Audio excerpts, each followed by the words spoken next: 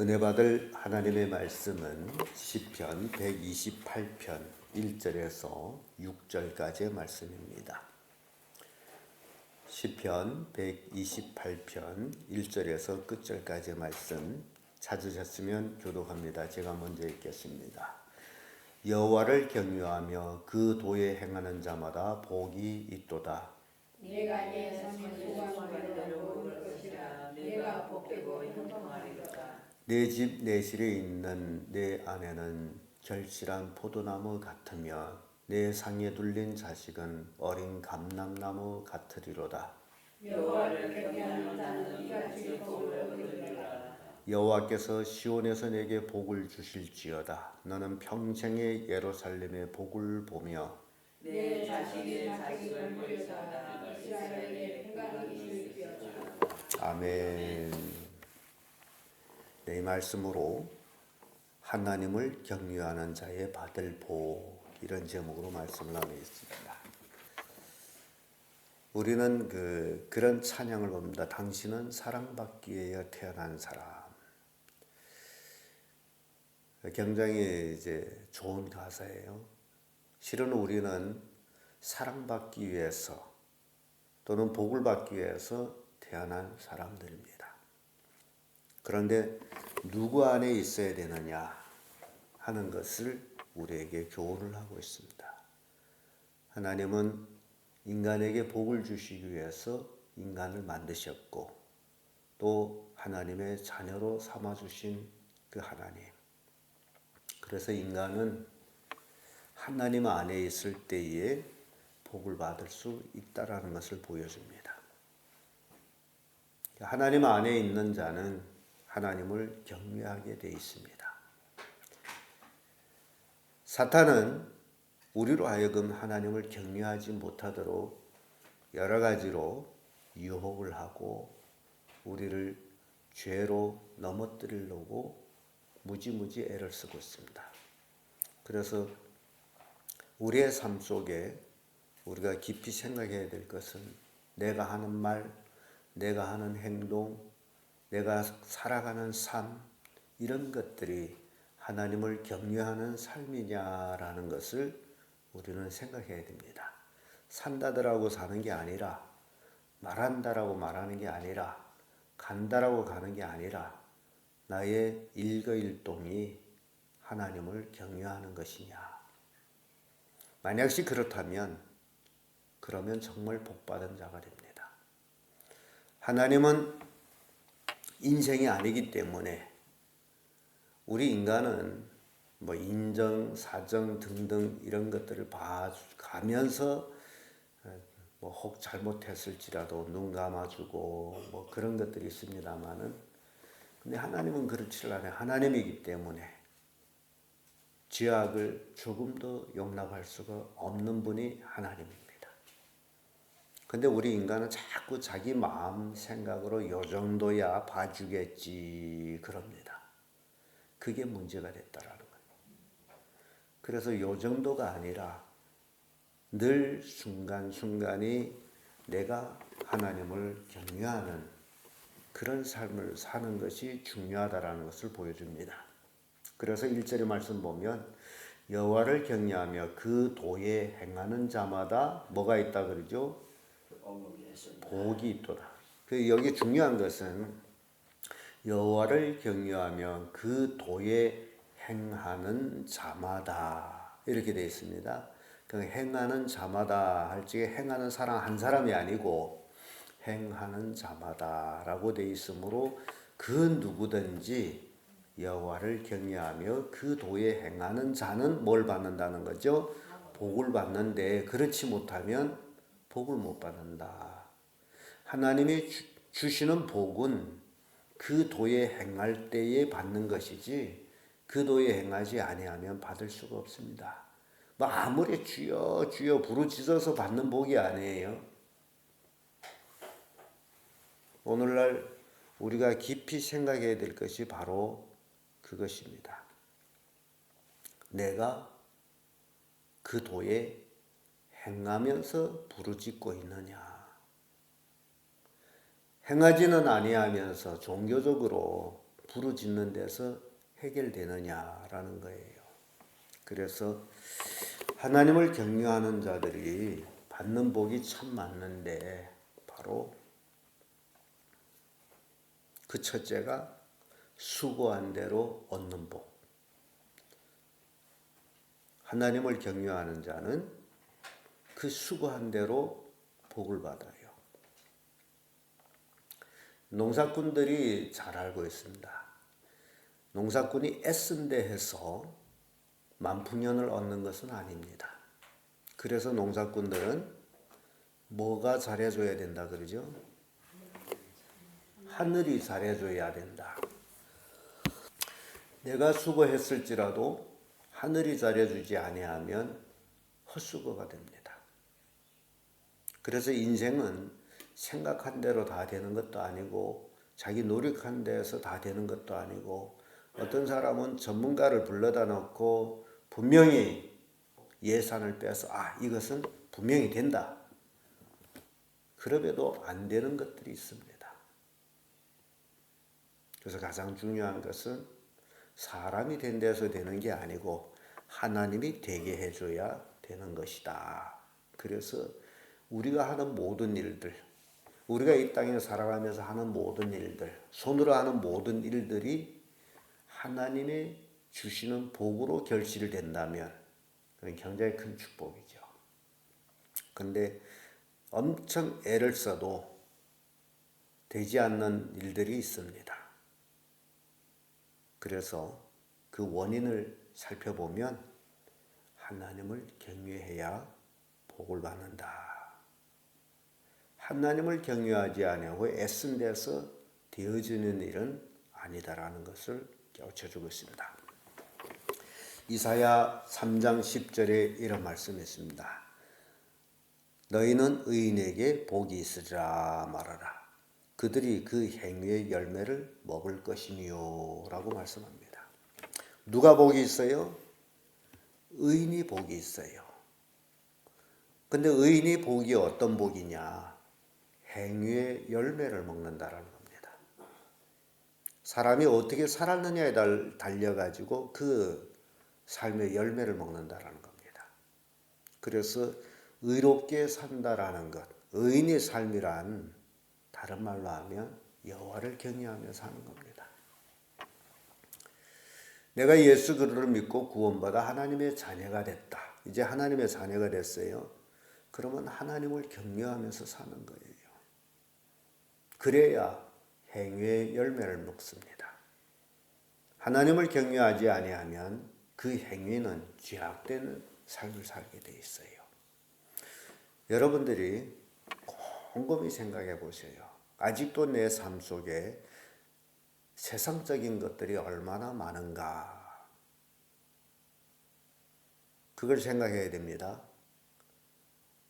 세상적인 것들, 세상 사람들, 믿지 않는 사람들이 삶과 똑같은 삶을 사는 것이 나에게 얼마나 있는가. 그런 것들을 찾아내고 하나하나 버릴 수 있는 그런 믿음의 사람이 되어야 됩니다. 근데 그걸 버리지 못하게 되면 하나님을 믿는다 하지만은 행위의 열매가 내 삶이 세상적인 삶이기 때문에 복을 받을 수가 없습니다. 그 행위의 열매를 얻을 수가 없어요. 그래서 어떤 행위의 열매냐 달려가지고 그 열매를 먹음으로 죄악의 열매를 먹을 수도 있고 의의 열매도 먹을 수 있다는 겁니다. 그래서 2절의 말씀 보면 내가 내 손에 수고한 대로 먹을 것이라 내가 복되고 형통하리로다. 손에 수고한 대로 먹고 복받고 형통하는 것. 누구예요? 하나님을 경외하는 삶을 사는 자입니다. 하나님을 경외하지 아니하면 어떤 일들이 일어나느냐. 학개 1장 6절에 보면 너희가 많이 뿌릴지라도 수입이 적으면 먹을지라도 배부르지 못하면 마실지라도 흡족하지 못하면 입어도 따뜻하지 못하면 일꾼이 삭을 받아도 그것을 구멍 뚫러진 전대에 넣음이 되었느니라. 이런 말씀이 있습니다. 뿐만 아니라 신명기 28장 38절에도 내가 많은 종자를 들에 심을지라도 메뚜기가 먹음으로 거둘 것이 적을 것이며 라는 말씀입니다. 그러니까 애써봤자 되는 거예요? 안 되는 거예요? 안 되는 거예요. 그래서 지금까지 살아온 경험상 내 스스로 애써가지고 되는 것이 아무것도 없다. 그렇다면 이제부터 내 삶을 정리해서 어떤 삶을 사는 거예요? 하나님을 경외하는 자의 삶을 사는 거예요. 이 하나님을 경외하는 삶은 실은 생명 걸고 하는 것과 똑같습니다. 두 번째로 하나님을 경외하는 자의 받을 복은 아내의 복을 받습니다. 3절의 말씀 보면 내 집 내실에 있는 내 아내는 결실한 포도나무 같으며 내 상에 둘린 자식은 어린 감람나무 같으리로다 라는 말씀이 있어요. 아담이 에덴 동산에서 혼자 살 때가 있었습니다. 그때는 외롭고 물론 기쁨의 동산이지만은 혼자 사는 것이 너무너무 외로웠습니다. 그래서 하나님 보시기에도 사람은 독처하는 것이 좋지 못하구나. 그러면서 아담에게 아내를 만들어 주었습니다. 이게 하나님의 본심이에요. 왜 아내를 만들어 줬어요? 사람이 독처하는 것이 좋지 못하기 때문에. 그래서 잠언 18장 22절에 보면 아내를 얻는 자는 복을 얻고 여호와께 은총을 받은 자니라 라는 말씀이 나옵니다. 아담은 하나님께로부터 아내를 얻은 자로 하나님의 은총을 받은 자예요. 그런 의미에서 볼 때 아담은 하나님을 경외했다라는 것을 보여줍니다. 잠언 19장 14절에도 집과 재물은 조상에게서 상속하거니와 슬기로운 아내는 여호와께로서 말미암느니라 라는 말씀이에요. 아내는 누구에게서 얻는 거예요? 하나님께로부터 얻는 거예요. 그래서 결혼하지 아니한 청춘 남녀들은 기도를 많이 해야 됩니다.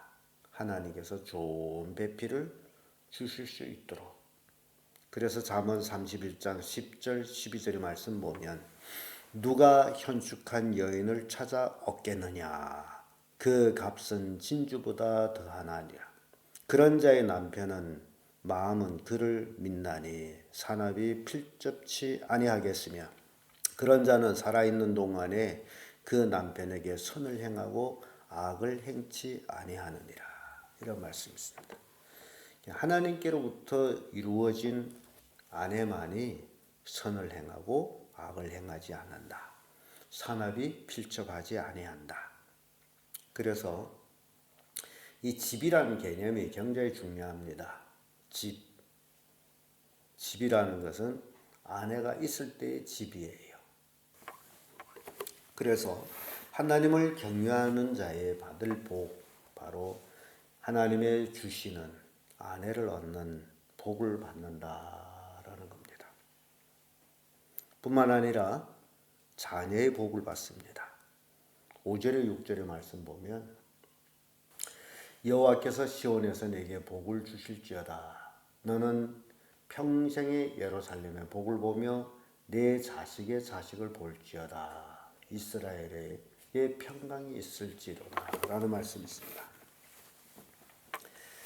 하나님은 사람을 만드시고 복을 준 것이 생육하고 번성하라 라고 말씀합니다. 그래서 사람은 자녀가 있음으로 인해서 그것이 기업이 되고 그것이 울타리가 되고 등등 여러 가지들이 있습니다. 그래서 이 하나님의 주시는 복, 하나님을 경외하는 자가 이 땅에서 받는 복이 이렇게 여러 가지로 이렇게 주어지고 있습니다. 잠언 17장 6절의 말씀 보면 손자는 노인의 면류관이요 아비는 자식의 영환이라.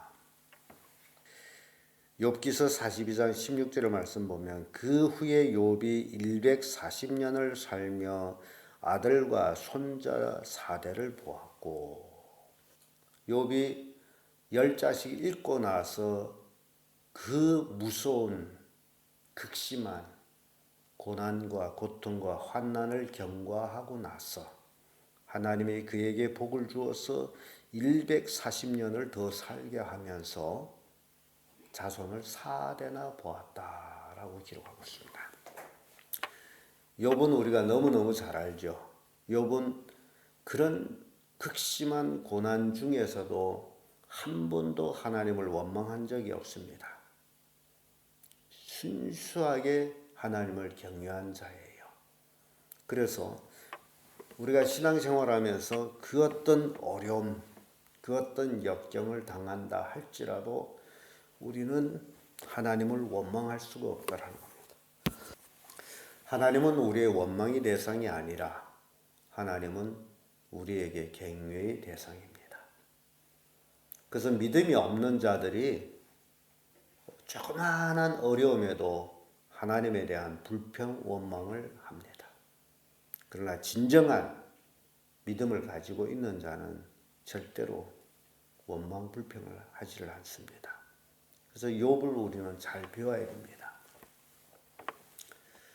내가 욥처럼 어려움을 당하지도 않았어요. 욥처럼 고난을 받지도 않았어요. 욥처럼 질병의 고통을 받지도 않았어요. 그럼에도 불구하고 감사가 없고 불평이 있다면 나의 믿음을 점검해 봐야 됩니다. 내가 지금 올바른 믿음의 생활을 하고 있는가? 하나님의 말씀에 대한 믿음을 가지고 있는가? 이런 것들을 우리는 점검해. 그게 신앙생활이에요. 그래서 어려움을 당할 때 욥을 생각하면서 나는 욥보다도 더 큰 어려움을 당하지 않고 있구나. 그러면 감사해야죠. 그리고 더욱 하나님을 경외해야죠. 이렇게 하나님의 주시는 복을 받는 것이 얼마나 중요한지를 우리에게 보여줍니다. 시편 127편 3절에 자식은 여호와의 주신 기업이요 대열매는 그의 상급이로다 라는 말씀이 나옵니다. 자녀는 하나님이 더불어 주시는 상급이에요. 자, 오늘 우리는 시편 128편 1절에서 6절의 말씀으로 하나님을 경외하는 자의 받을 복에 대해서 살펴봤습니다. 이런 복들을 나는 받지 못했다라고 생각할 때에 나는 하나님을 경외하고 있느냐라는 것을 올리 추적해 봐야 됩니다. 그리고 내 삶 속에 아직도 세상적인 것들이 얼마나 많이 있는가, 우리 가정에 얼마나 많은 세상적인 것들이 아직도 그 뿌리를 받고 있는가, 이런 것들을 우리가 생각해 보는, 그리고 그런 것들을 도려내듯이 버려야 됩니다. 그리고 남은 생에 온전히 하나님을 경외하는 자의 삶을 살아서 혼자가 아니라 여러분들이 가정가정이 복을 받는 가정이 되기를 예수님의 이름으로 축복합니다. 기도하겠습니다.